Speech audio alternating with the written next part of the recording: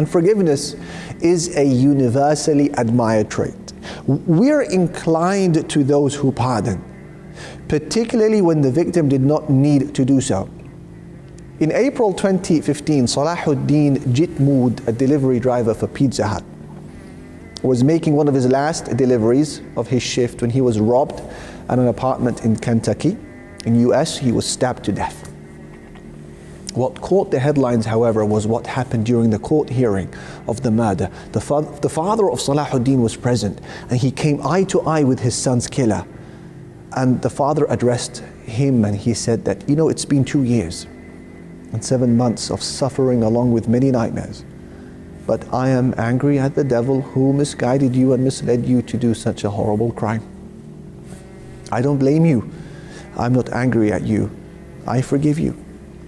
And then he said to him that the door of opportunity for God to forgive you is open. Reach out to him. You have a new chapter of good life coming. Subhanallah. Now the defendant was sentenced to 31 years in prison.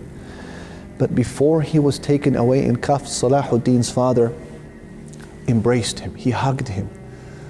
And the defendant wept. The father whispered into his ear to do good deeds, and that when he is released from prison, to have confidence that Allah is forgiving. Now at that moment, subhanallah, the sounds of heavy crying from the attendees could be heard. When the judge was reduced to tears and she called for a break. So we admire these examples, yet at the core of it is an example of forgiveness between two equal human beings. So what then of forgiveness when it happens between two who are very different to one another?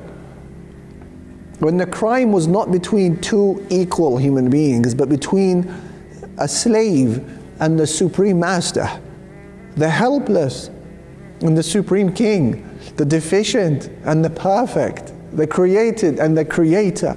How intensely should he be loved for the forgiveness that he shows? قل يا عبادي الذين